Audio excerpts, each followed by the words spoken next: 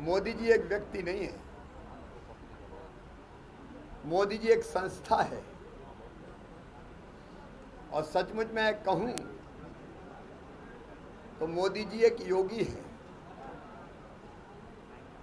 उनके जीवन के विविध पहलुओं की ये प्रदर्शनी भी आप देखिए। कहाँ साहसिक बचपन, अगर मित्र भूखा है तो उसको भोजन कराना, मगरमच्छ से भरे तालाब में कूद के मगर पकड़ लाना, चाय बेचने का काम भी उसी तन्मयता के साथ करना, और जीवन की खोज के लिए हिमालय की गोद में उतर जाना। जीवन की शुरुआत कहां से और कैसे करें, कला, करुणा, कविता, फिर एक कुशल संगठक, समर्पित कार्यकर्ता, और फिर एक सफल प्रशासक। जैसा गुजरात में उन्हें सरकार चलाई, एक एक पहलू को देखिए, चमत्कार सा लगता है। और फिर 2014 से प्रधानमंत्री के रूप में जिन मुद्दों को सुलझाया, लोग मानते ही नहीं थे कि ये कभी हो सकता है। अयोध्या में भगवान श्री राम की जन्मभूमि पर मंदिर बन सकता है, ये लोग सोचते थे सपना है। जय जय श्री राम, जय जय श्री राम, जय जय श्री राम। लेकिन ये योगी मोदी ही कर सकते थे। कश्मीर से धारा 370 लोग कांप जाते थे, हट ही नहीं सकती। जल जाएगा, आग लग जाएगी, पता भी नहीं चला कश्मीर से धारा 370 हट गई। सीए का कानून, 3 तलाक का कानून, आत्मनिर्भर भारत का निर्माण। अरे जो जो सोचा था जनसंघ के निर्माताओं ने, वो सब साकार कर दिया मोदी जी ने। हम सोचते थे क्यों भारतीय जनसंघ, भारतीय जनता पार्टी, एक ही बात दिमाग में आती थी, एक वैभवशाली भारत, एक गौरवशाली भारत, एक संपन्न भारत, एक समृद्ध भारत, एक शक्तिशाली भारत के निर्माण के लिए मोदी, भारतीय जनता पार्टी। और आज जब पूर्ववर्ती सरकारें चीन का नाम सुन के कांप जाती थी, जब चीन ने दुस्साहस के आगे बढ़ने का हमारे सैनिकों ने गर्दन मरोड़ के तोड़ दी। और ये साहस कहीं से पैदा हुआ तो उसके स्रोत है नरेंद्र मोदी जी, एक साहसी प्रधानमंत्री, आधुनिक भारत के निर्माता, आत्मनिर्भर भारत के निर्माण का संकल्प लेके चल रहे एक ऐसे नेता जो आज गरीबों के भगवान है, भारत की नई पहचान है।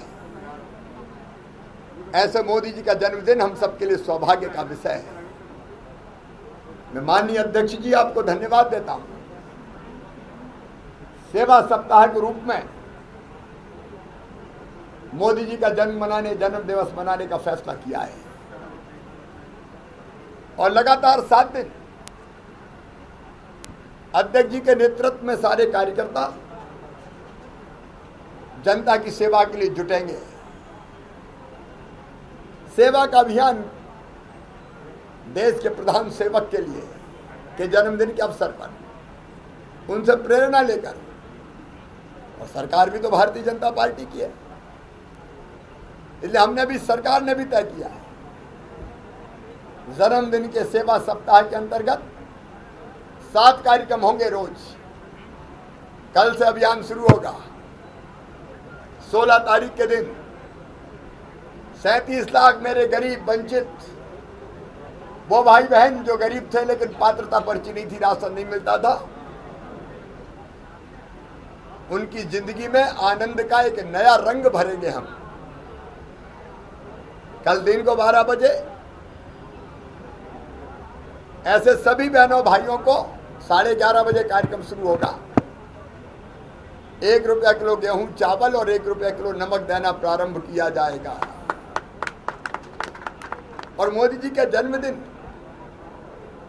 इसलिए सबसे उपयुक्त अवसर था। 17 तारीख को हमने तय किया है, पार्टी फल का वितरण करेगी और सरकार कुपोषित बच्चों के लिए दूध का वितरण करेगी। कुपोषण दूर करने के लिए अंडा नहीं दूध देने का अभियान प्रारंभ किया जाएगा। 18 तारीख के दिन 20 लाख किसानों के खाते में 4,600 करोड़ रुपए डाले जाएंगे फसल बीमा योजना के।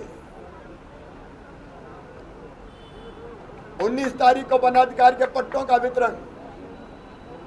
इसके बाद ग्रामीण स्ट्रीट वेंडरों को 10-10 हजार रुपए का प्रदाय। इसके बाद महिला सेल्फ हेल्प ग्रुप की जो बहनें हैं,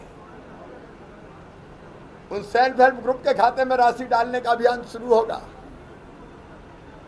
उसके बाद उद्यान की फसलों के लिए किसानों के खाते में 100 करोड़ रुपए डाले जाएंगे। संबल योजना का लाभ अगले दिन दिया जाएगा। 7 दिन के 7 कार्यक्रम मोदी जी के जन्मदिन के उपलक्ष्य में गरीब कल्याण, किसान कल्याण, महिला कल्याण, बच्चों के कल्याण के रूप में इन 7 दिवसों को हम मनाएंगे। आज एक अत्यंत प्रामाणिक और सुंदर प्रदर्शनी बनी है मोदी जी के जन्मदिन के अवसर पर। उनके जीवन के विविध पहलू उस पर देखने मिलेंगे। जिनने ये प्रदर्शनी बनाई उनको मैं बहुत धन्यवाद देता हूं। सचमुच में भारत को भगवान का वरदान है नरेंद्र मोदी जी, और उन्हीं से प्रेरणा लेकर हम जनता की सेवा के नए कामों में जुटेंगे। धन्यवाद। हो गया बस यही।